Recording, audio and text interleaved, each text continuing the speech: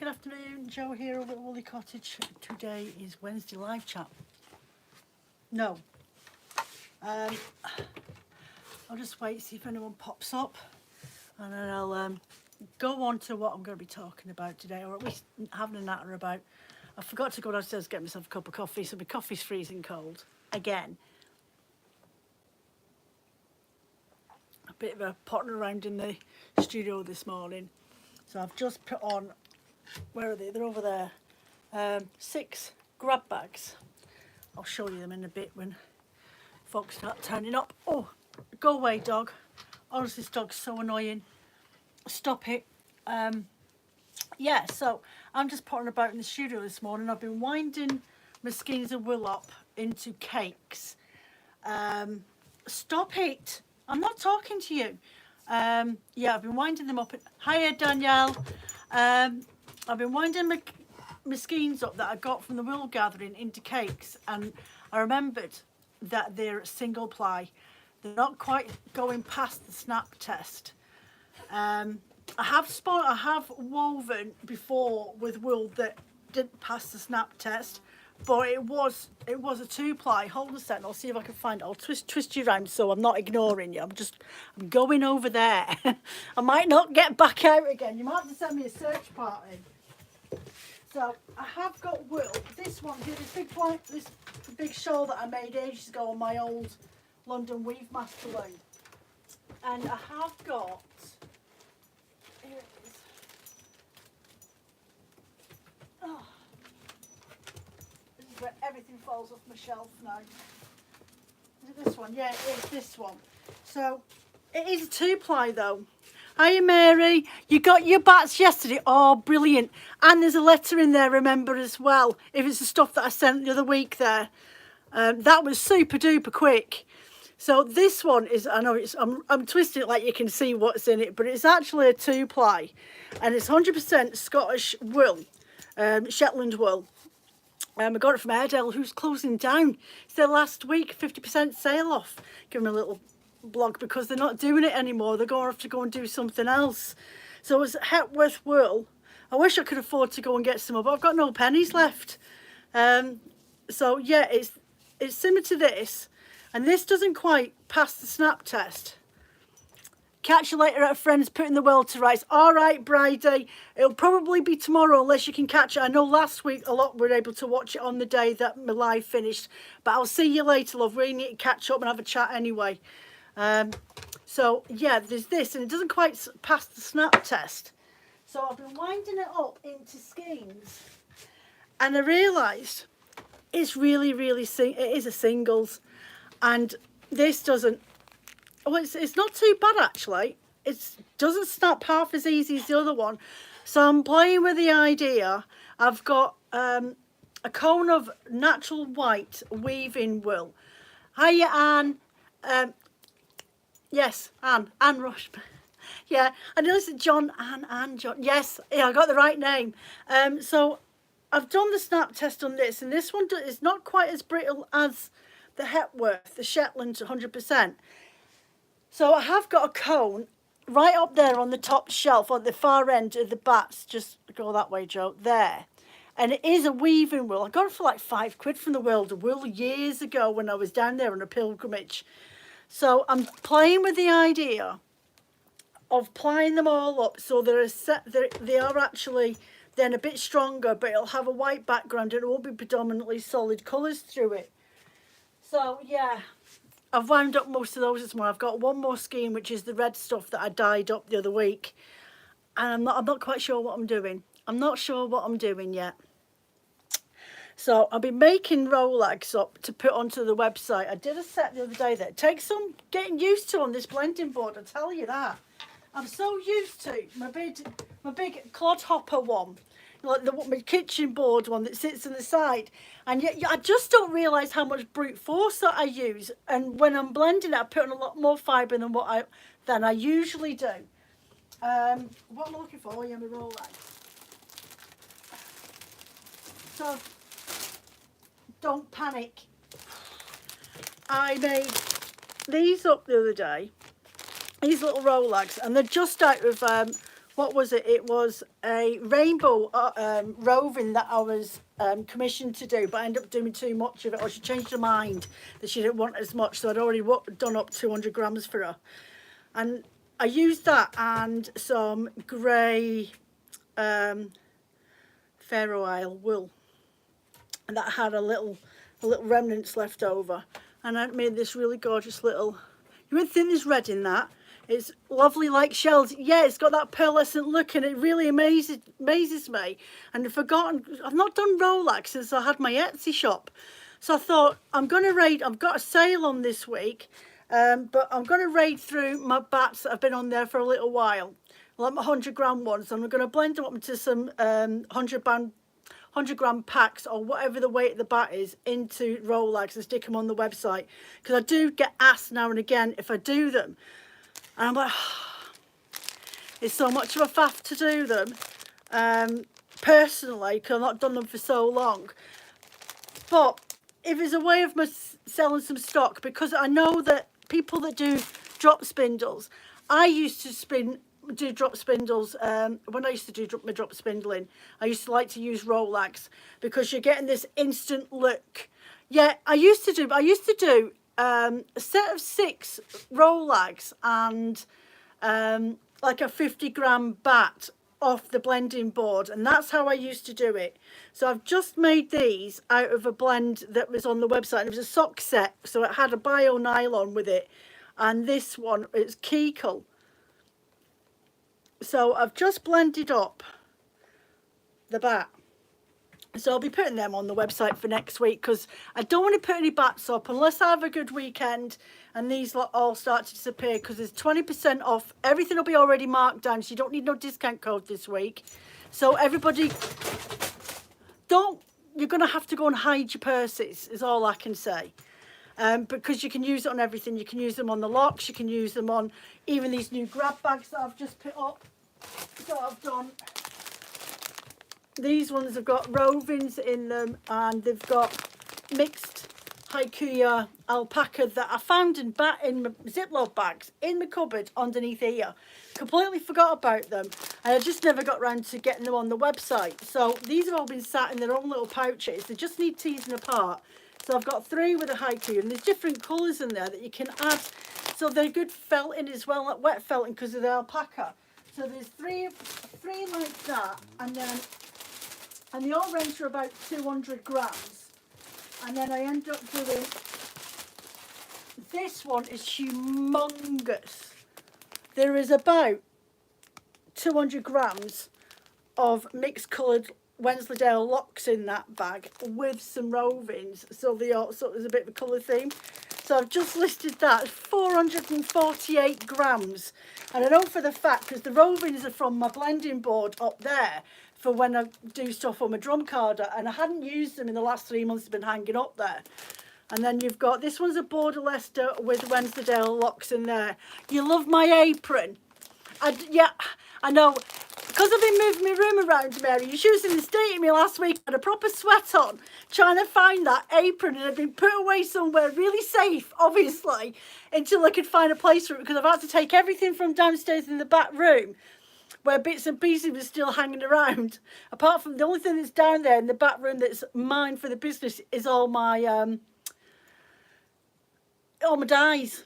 And he's maybe put them all in boxes now. So I've got colour coordinated boxes, and I bought a load of dies last week, and now I need another box just to fit all these boxes in. So I had a proper sweat on. Oh, that's an assortment of gorgeous. I need to buy something from a wild drum carder that you haven't used it yet. I wouldn't get the locks then, because you really don't want to be putting, especially the Wensleydale locks. The Border Leicester you could get away with, but I wouldn't put long locks on your drum carder, because you'll be there forever trying to get the flaming thing off. If you're going to use locks on your drum carder, go for a blue face Leicester, because you can open them up a little bit better, and they'll open up and they'll go through on your drum carder better. Haikuya alpaca would be the best one to use if you want it for your drum carder, and it's good for blending with as well. I usually do a 30-70% ratio, so 30 grams of alpaca to a wool that you want to use with it, whether it's a merino or Shetland, Rambouillet or something like that, if you want a nice blend with a haiku in it, and because those are already dyed, you could add them into a white and they'll come out with a pearlescent look, opalescent, you see. Add in a little bit of sparkle and you're happy. And if you do order one of those, Danielle, and you haven't got any Angelina at home, I will sort that out for you, and I'll add a little bit in for you to add in if you want to use it for blending. So yeah, the range from 200 grams, yeah, about 209 grams is the smallest grab bag that I've got this week. So you've got all of these. I've got them on. They're on the website. I did say I'd be adding bits and pieces as I go through and get my room all sorted out, because it's been a bomb site. It's been a bomb site. So what I'm doing today is I've just done these. Let me just get a bag. Let me just shove them in so they're out the way and I don't ruin them. Sounds, oh, that sounds beautiful, Joe. Keep the haiku for me, you'll order tomorrow. Well, there's 3 sets on there and they've not gone yet, so I very much doubt that they'll go anyway. But if on the random off chance that all 2 of them go, I'll keep 1 set for you. Weaving with mohair locks, they're just wonderful pops of colour. Is that the ones that the goat mohair that you got the other week? You need to order some of these cereal packers, and honestly, they're amazing. Just get these in here. Just bear with me a second. I'll be with you in a second, ladies. If I don't put these in the bag, I've been looking for boxes to put the rolags in, but it's just an expense. I just can't afford it at the moment. But I will do eventually, so I can have them lined with tissue paper so they look a bit more professional. But they're in there for now. These are made from recycled plastic. They're not recyclable, but they are from recycled plastic. That's what I use. Right, so what I was going to do is demo again. Bear with me, because I'm still not quite used to this blending board, but I will turn you around. And I want to say to you as well, grab yourself one of these cleaning brushes. If you've got a blending board or a drum carder at home, I am going to do 2 videos before I start going into delving into my back to basics videos.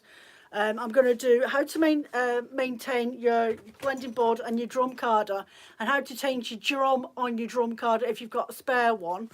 And my Morgana needs waxing again, so I'm going to take her apart and I'm going to do bits and pieces. So I'm going to do 2 maintenance videos before I do my next lot of get onto the back to basics and doing the blendings and the different things that I do with it. So that's what I've got planned for some future videos in the next couple of weeks. But I would advise you, go onto Amazon, or if you've got a hairdressing supplier anywhere near you, go and get yourself one of these hairbrush cleaning rakes. They usually come in packs of 2. I did have 2, but I sent 1 down to Liz Purvis. So yeah, and I use these for cleaning my drum card, especially when I've been using NEPs. So I'm just going to give my blending board a bit of a clean, because it's proper filthy. And that Pharaoh wool, I've just read that. The Pharaoh wool is quite a long, it's quite a coarse fibre actually. It's got some really thick staple lengths in there. So I'm just going to turn you around, and I'm just going to, and then what I'll do is I'll grab one of my older blending packs.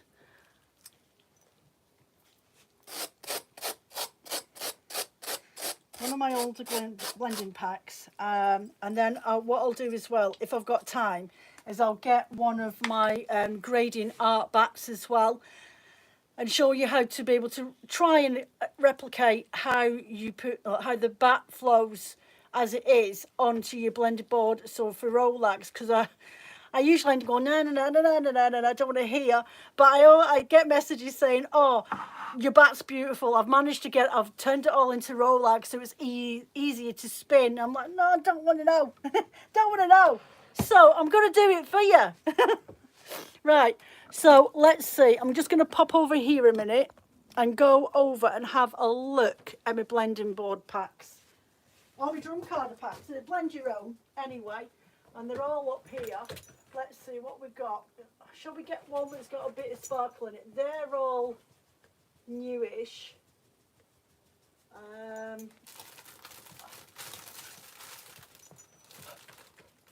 we'll use this one because it's actually got textures in it. That one there, it's mallee. I did this as a bat, which sold the other week. So it's got ingredients in there. So it's got this little roving, which I'll split. And it's got, what is it? It's superwash merino nylon blend with tweedy viscose, tussar silk, merino corridel and recycled denim waste. So I've got these ones as well. So you've got this deep blue. And I'll do a transitional colour on it so it, when you drag it off as a rolag, the colour should come through in sections like a gradient. And a little bit tweedy and some more merino. So launch that over there. This is how my room ends up being a mess because I don't put anything in the bin. I just fling it. And then I've only got myself to blame, haven't I, really? Right, so let's move that out the way. Got to use it looks like a floor brush. Get that over there. I've cleaned my board, so I don't need my hairbrush cleaner anymore. And we will attempt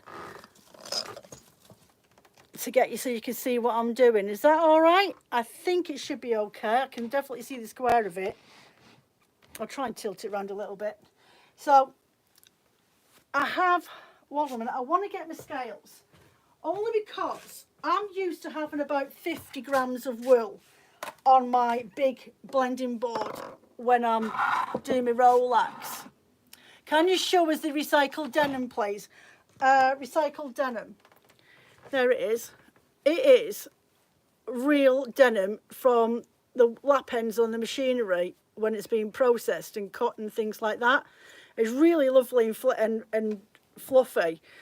Whenever I always, there's two ladies, whenever I do use this stuff in the art bats, they tend to buy it. Not quite sure. I've never tried it myself, but this will be a first anyway. So I might actually keep one of these rolags to one side and spin it off because there is a technique to spinning. Right, where, oh, I've put me blinking rolags in there, haven't I? Right, I'm going to stick to about 40 grams of fibre because when I was splitting up this bat, when I was splitting up the bat, I was finding that I was getting too much fibre. Right, split that in half and then half again. I was getting too much fibre on my board and I need to find my own way of it. That's the cable in there, sweetie. There you go. Just trying to get a teddy bear. I need to figure out my weight consistency for on the blending board. Right, so that's sitting at 10 now. Right, that's 13. And then once I split that roving, I should roughly know where I'm at. And I should end up roughly about 15-20 gram rolags. I'm getting about, depending on how much fibre I put on there, I'm getting roughly 2 to 3 rolags off of each board, which is not bad. It's not bad. As I say, I'm used to having brute force and the weight behind on my my blending board when it's wedged on here because of the lip. It helps me with the pressure. So I'm just going to strip this bit off, strip me a piece off all the way down.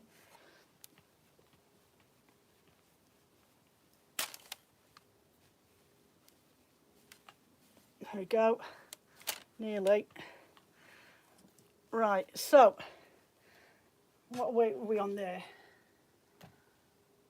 We're on 39, so we'll go with that, and then I want to take a piece of this off as well. Interesting to see how it blends and spins. Yeah, I'll keep one of these to demo. I'm just going to now split my colours on my blending board, for my blending board, so there and there, and that's the maroon. And then I'm gonna, what are you doing? Dog's chewing on something. Right, so I've got the blue there, and I've got, this is a merino with tussar silk blend and that. Stick these ones to one side. Stick that to one side and split that in half. And then I've got this Tweedy Viscose, the rainbow one. So there's lots of different colours in there. Right, so I'm going to start off with the brightest colour first. I'm going to split that in two and work my way across the board. So I always start with my hand on there and then drag it down so my knuckles are not quite barely touching, but my hand guides the fibres down. It just helps me get a bit more control of my board when I'm putting my fibres in.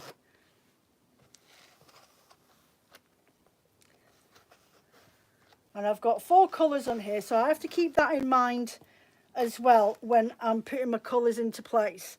So then I'm going to go with the purple colour. I'm going to split that again.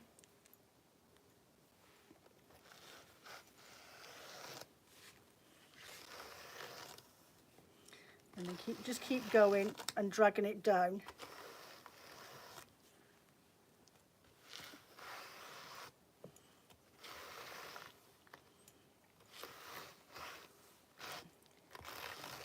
There we go, and then split this one. There's quite a bit more of this than there is of the other one, so I'm going to start from this side, and if I just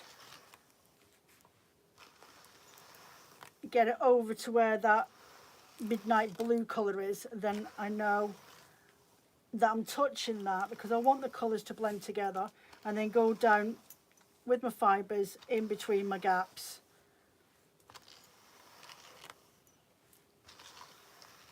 Okay, there we go. So now I'm going to add in some of my denim neps because I've got a base layer on already. So I'm just going to run it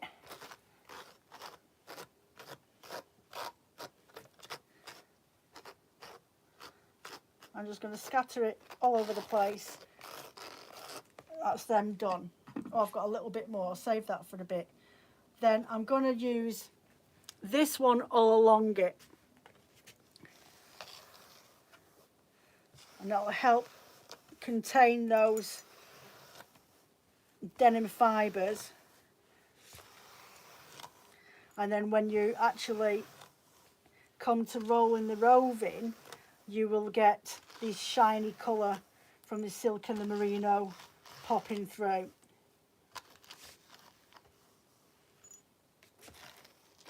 And then I'm going to pack that down ever so gently.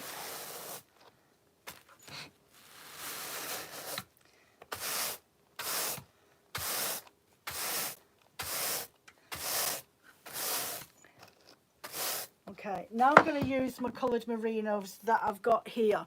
And I'll go the opposite way because I've got maroon over here, then I've got the blue, and then I've got the red. But what I'm going to do is go with the purple in the middle. And then I'm going to put the blue over here and the red on this side.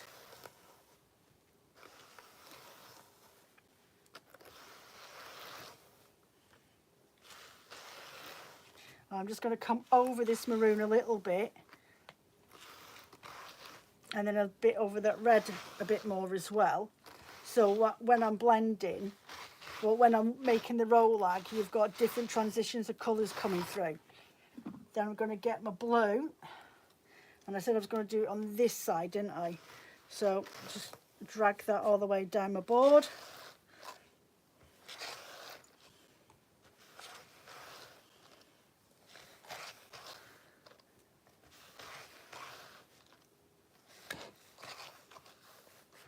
And then over a bit of the purple on this side.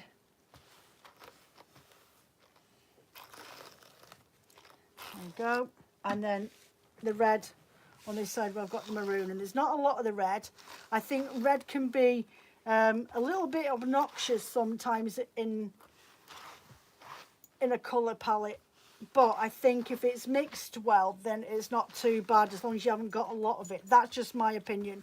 I'm not a massive fan of red, and it is definitely not one of my sellers, that's for sure. So now I'm going to add on this Tweedy Viscose, the rainbow one. I'm just going to scatter it throughout my board. with no objective as to where I really want it. A little bit up the top. Even if you're going to splatter the colours around on your board, make sure you always drag from the top down. In the sense of, I'll do it again. So what we're going to do next, I'm going to do this. So if I wanted to willy-nilly this all over the place, so I'm putting it on here, but then I find that I've got a big gap in the middle. But as long as I make sure, even if it's not right at the top, that I do that and I come downwards. Don't just do that, because that is not going anywhere. I know you're going to pocket down, but it's not really doing anything. There's more chance that it'll come out with your brush. So if you're going to put fibres on, make sure you drag it as far down the board as possible. You don't have to start from the top at all. You just want to make sure that you've packed in from that very point that you've placed it, and then follow your hand down. You can do that and then pull it off, and then that should actually work. So if I get my brush, there we go. So that's packed in there without it wanting to come back up. Even if you're doing stylized blending, where you're copying sort of where the shades are on a picture, you still want to make sure that you're still following the basic principles of blending on your board. So I'm going to go in and get my my violet or my midnight blue. I'm going to go across there. Back over here, I've got some bold spots in here, so I want to at least get in there, and I'm going to pull that off. And I've got a bold spot along here, so I'm just going to go up a little bit. I'm going to pull my fibres down, and there we go. And that has stayed in place. So you can do it and blend in the gaps. I've got another big long gap here, but I don't have to go all the way up to the top. I can start there. And as long as I follow the basic principles of blending and the movement and motion of what you need the fibres to do, then there isn't a problem. Last piece is this red.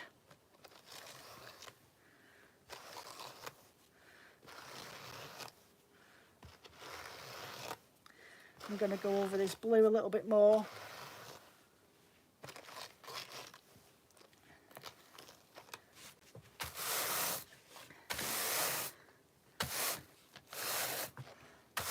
Right, what have I got to do next?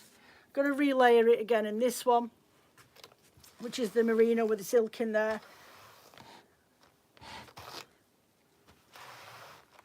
And I want it quite fine across here because I don't have a lot of it, and I want it to cover an entire board.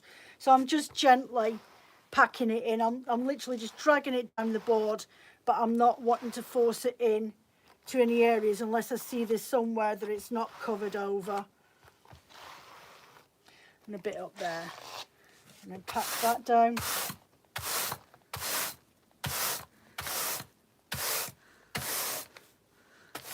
Okay, last bits here. I've got a bit still of the denim left over, so I'm just going to willy-nilly drag it around because it is accounted for in my weighing. And again, I'm actually going to go back to the red on this one on this side.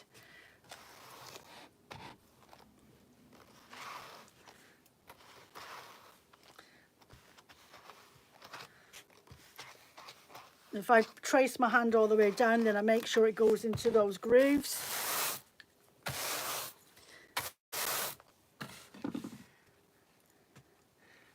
If I just do that, then the fibres will end up with a big lumpy piece down here, and it's not really that well packed in. If you want a consistent layering, just drag your hand down with it and just pat it as you drag in. You'll get a more even distribution of fibre all the way down your board. Bold spot there and a bold spot there. So I've got a bold spot just here, and I'm just going to pat it down with my hand, cover up those neppy bits there. And then one more.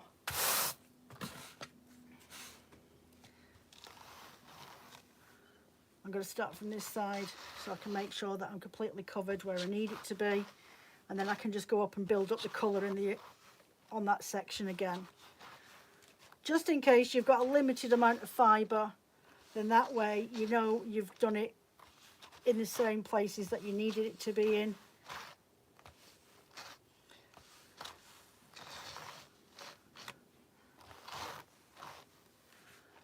And a bit over that below.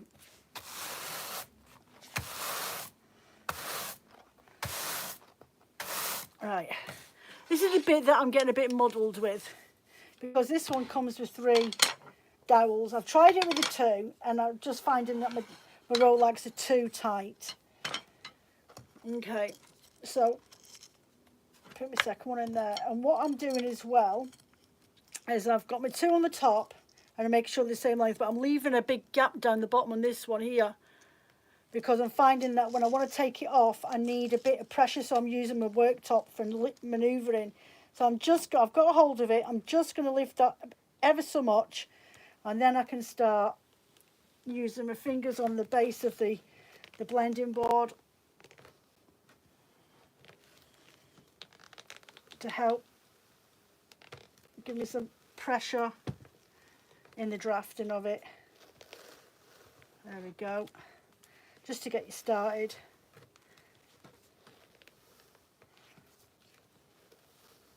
Then once you've got so far in the thinness of the fibres, I just give it a gentle tug up.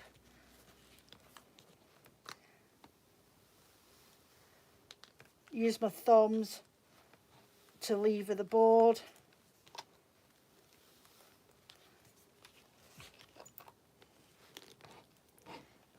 And now I've got so far up, I can actually start using my stomach. There we go.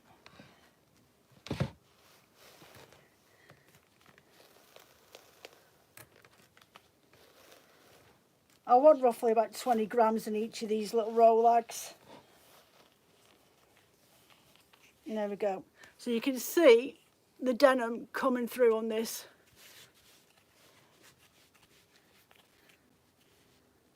There we go. So I'm just going to push that back.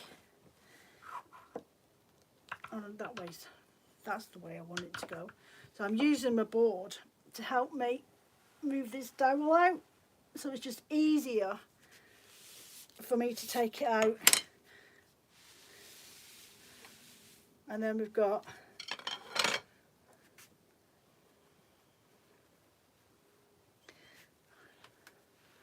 a Mali rolag.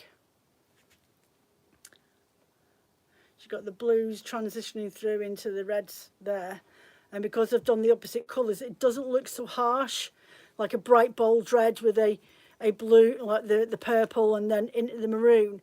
I've blended it in such a way and swapped over the colours that it's now made it a bit more palatable for somebody that doesn't like a lot of red. It's calmed it right down, because beforehand on the bat that I had originally, the red was the boldest colour on there, because you could specifically see the transitions of colours. So I'm just going to plonk that there and get this one off, and then I'll go and quickly grab, because I've already been on here 30 minutes and I want to try and get my spinning wheel, my little spinning wheel out, so I can show you, because when somebody comes back on later on for watching it when it's uploaded, I've done it on one of my videos before, and there is a way to spin in a rolag that newbies aren't really quite sure of the magic trick, and it's all about, especially when you're the one that's blending it, remembering which direction you've actually rolled the fibres in, because that makes all the difference to a very thin fibre opposed to a very thick fibre. So I've come to the end where this has all come off the top, and I actually want to use the board to drag that out so I don't end up with a big clumpy fluffy bits wrapping around my rolag. So there's another lumpy bit here where it's all a little bit fluffy and looks scruffy. So I'm just using the blending board to drag those fibres down, just to smooth them out a little bit more. So I'm just going to get to the top here and turn it as I bring the fibres down. It just smooths them out a little bit more in comparison to just getting to the top and you're like, oh, look at all that mess up the top. It's just about making it a little bit neater. There we go. Oh. Right, so I just need to just push that out. There we go. There's another one. Come on.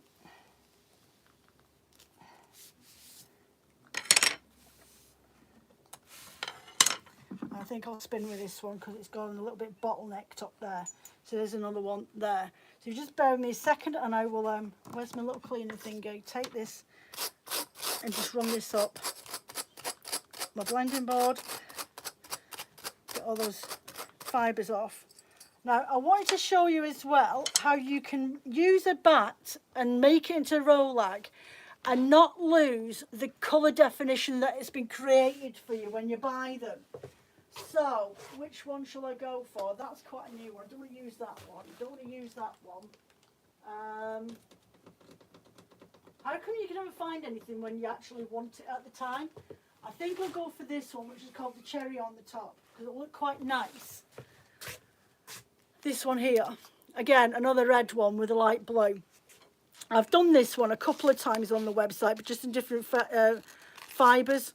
So this one's got Blueface Merino, Blueface Leicester, Merino Angelina, Merino Flax Silk Stellina blend with Twisted Silk, White Bamboo, Tweedy Viscose and a Mulberry Silk. So when you get your bat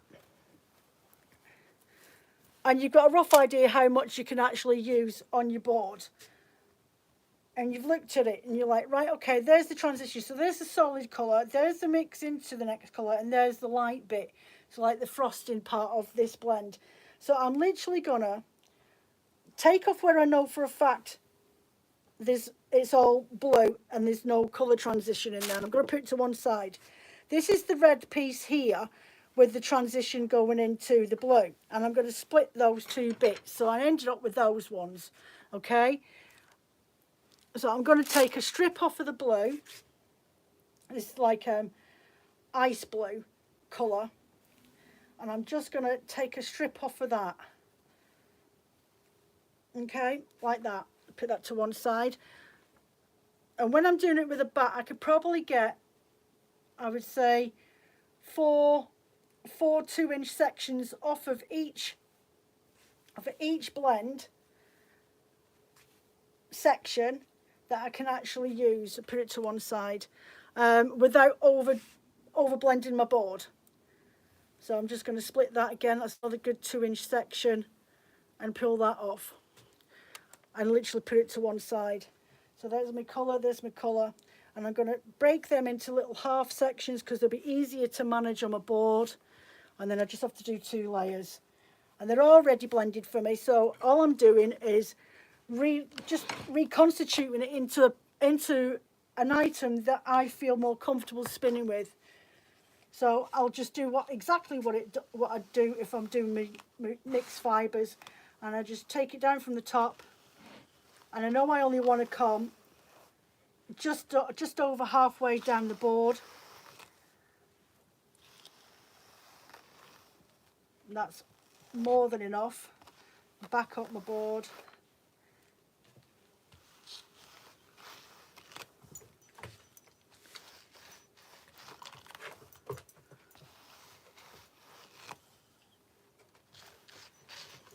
There we go. So I'm just going to brush that piece down. And then I'm going to get the red colour. I'm going to split that again because it's a bit much, that big thick pieces. And then blend that down my board until I just get just off to the middle.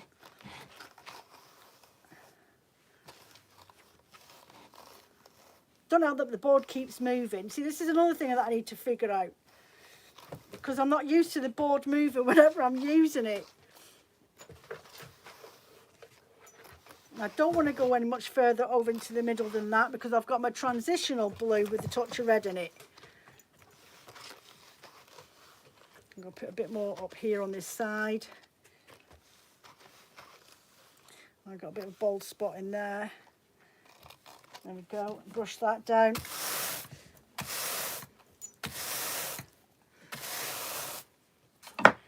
And then snap a piece off this one.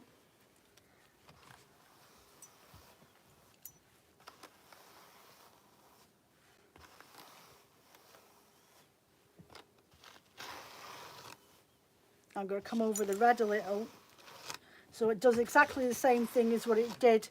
It's in a bat, transition from one colour to the other colour, but at the same time what I'm doing is, because I've done two sections either side, I want this fibre to marry the two colours together, so they all blend together and don't split in the middle. I mean, if you've done your rolag properly, then it shouldn't split anyway. But it's just, I think it's all just in my head how I expect it to blend when I'm rolling it up. So we'll leave that one like that. We'll put that to one side. I'll finish those off for the shop later on. Grab my dowels and put those like that.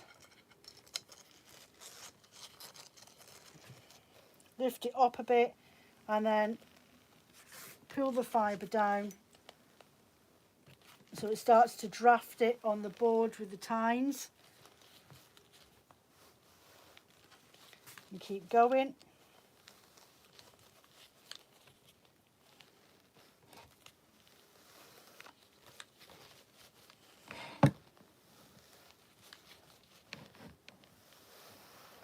So when I get about 3/4 of the way up the board, I just make sure that the fibre's all pulled out so everything starts to move from the top of the blending board.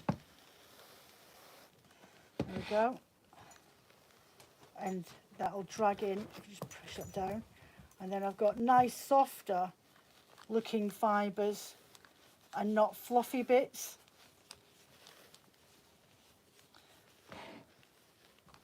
There we go. And then just ever so gently, don't twist it hard, just ever so gently, just turn your hand around it. It just helps you get all those fibres to mingle together so it looks smooth and not fluffy. Unless the fibre's fluffy, it doesn't really matter, but so it doesn't look as fluffy.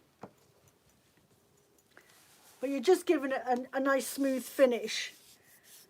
So I'll show you a comparison. So that is a baby version of the cherry on top bat. There we go. Ice blue into red. And not just that, by doing this as well, you might find that there's too much of one colour for your specific tastes. So there's nothing stopping you from just going on the board. So like I had this section here with red, then I had the mixed cross section, then I had the solid colour. There's nothing stopping you from just doing one strip all the way down that section and then doing the rest of it as a transition, just to calm down that one colour that you're not overtly keen on, especially if you're using a bat. So you can just modify the ratio a little bit when you're doing it. So this is the bat that you saw me take off first, and I did that twisty thing with my hand. This one I didn't do a twisty thing all the way around, and can you see how the fluff is all hanging off?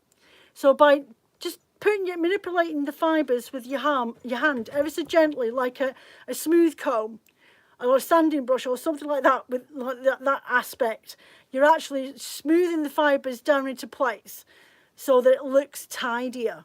Okay, so let's see, what time are we on? Right, 15 minutes.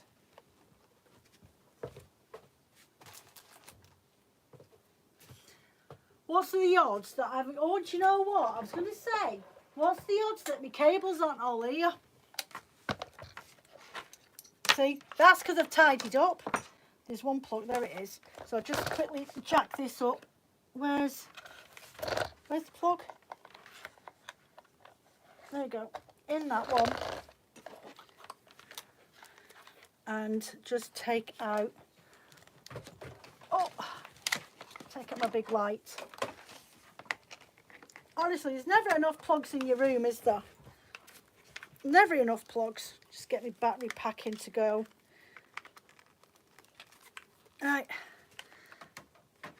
Leave that there. My jack. My pad. Wrong way, Joe. This side here. Okay. Flip that over. And then see if I can actually find the end of this thread that we were doing the other week there. Why doesn't it want to turn? We'll usually pack it in. There we go. Right, so I'm just going to get this in here and my orifice hook.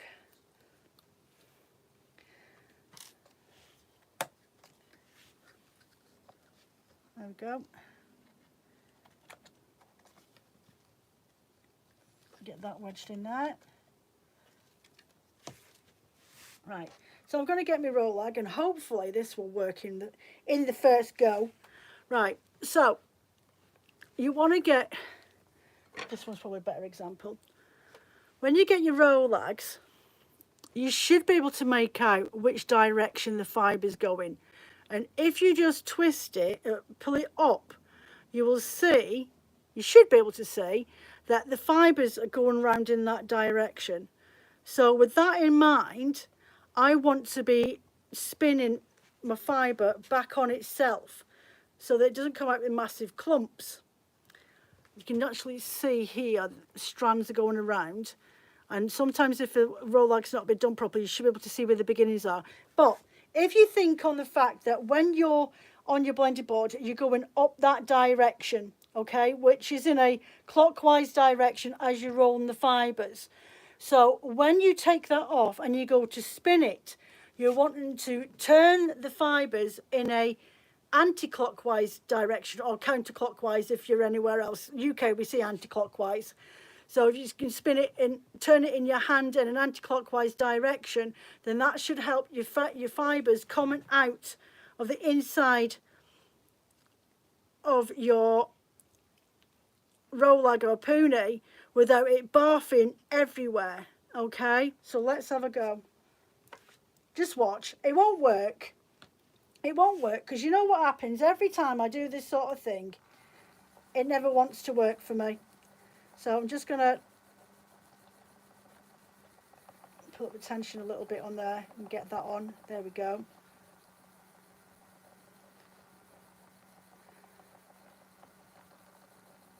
So in essence, if I turn this in the opposite direction to how I've rolled it, it should just come out, and it is.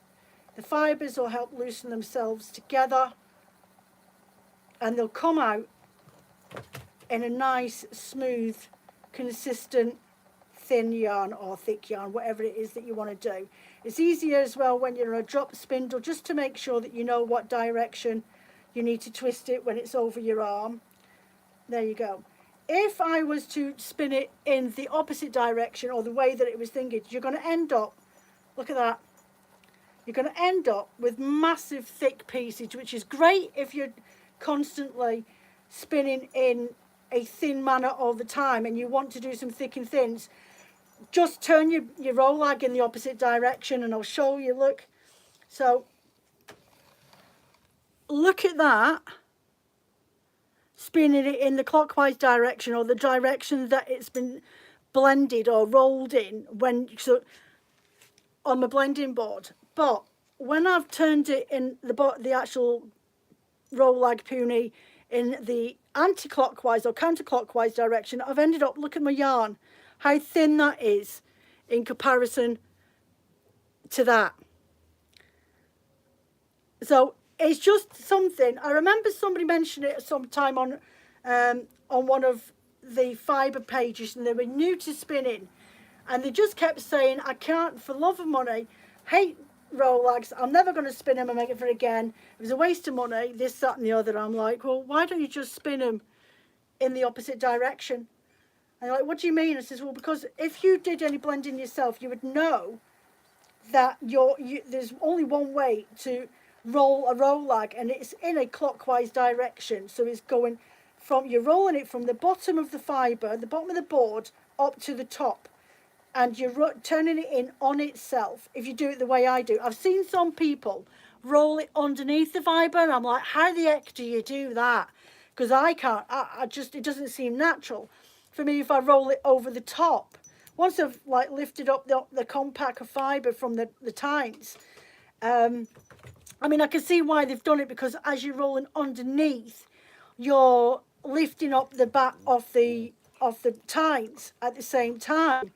But I've always been learning, in any videos that I've watched online when I was learning how to do blending, is to lift up a little bit from the bottom and roll it over the top.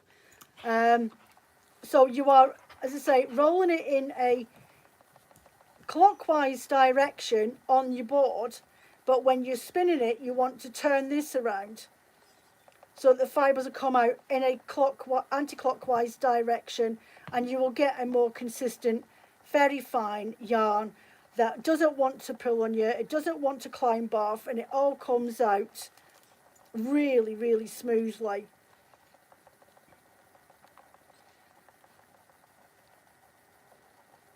And there we go.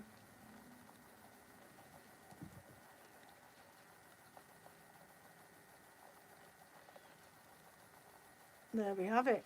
So just keep turning that around, and it'll just loosen itself up. You won't be fighting with it. It'll just come out so much easier, and you can probably spin a lot quicker and a lot faster as well. And at the same time, because you're turning these fibres around, they're coming out practically drafted already for you. You're not really having to do any work, but just control the pinch points on your yarn to stop the twist from going down.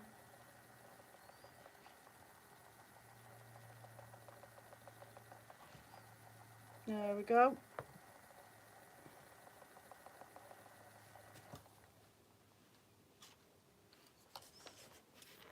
There we are. Oh. Right, let me just... I need to remember to do this with rolags. I buy spin anti-clockwise and label the yarn so I remember to then play. Well, I always... When I'm spinning anyway, I always spin in the in that direction. No, when I'm doing my first spin, yeah, I always spin my wheel, push that way. So that is an anti-clockwise direction. I had to think then. I had to really think then.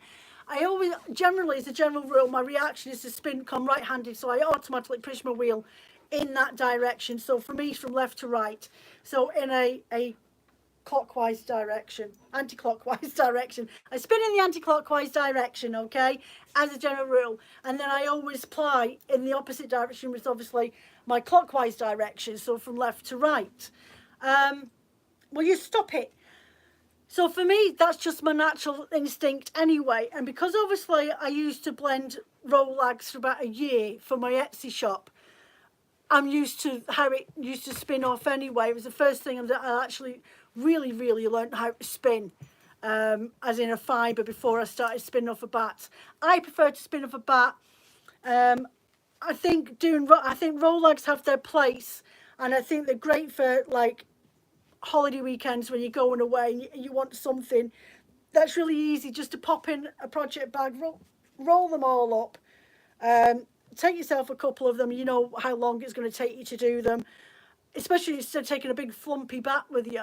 Grab your blending board, make some up. You can make some faux lags as well. All you need is some big chunky knitting needles, and just lay them out fine. Layer your colours over the top.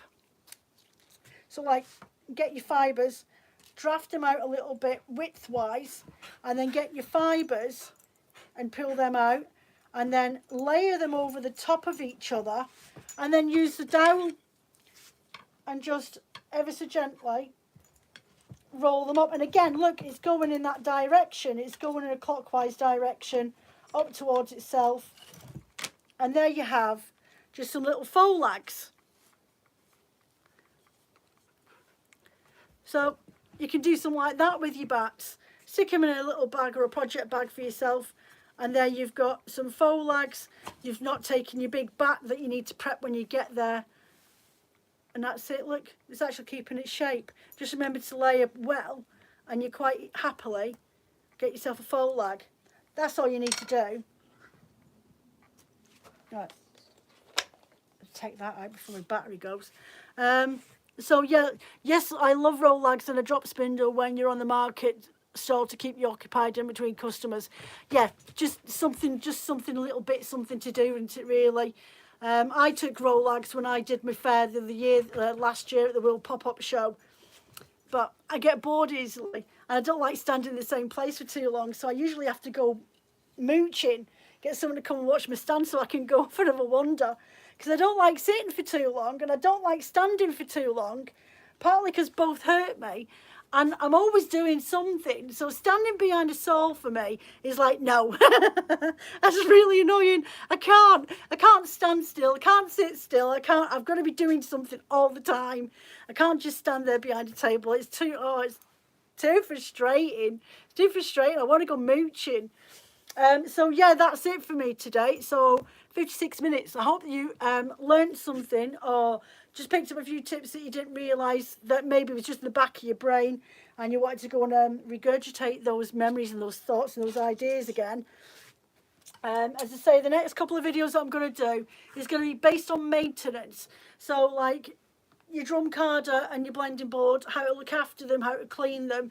And then I'll be getting my Morgana up as well, upstairs. She needs re-waxing, she needs oil, and she needs an MOT. So I'm going to do those two next videos for the Back to Basics for next week, and then not the week after, but the week after. And then I'll start thinking about getting onto the blending side of things and the different ways that you can do them.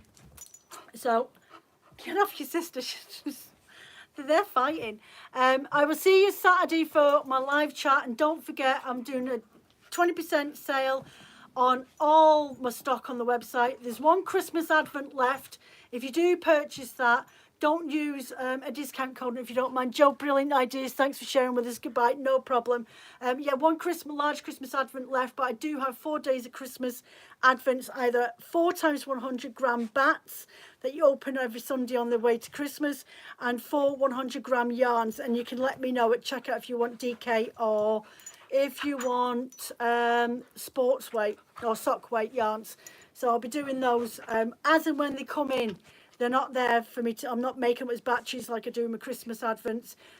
I do as they come in, and then I'll get them posted out in November. Anyway, I'm off. See you Saturday. Look out for the 20% discount sale of all products over the weekend, starting from Thursday morning. Take care of yourselves. Be good. If you can't be good, don't get caught.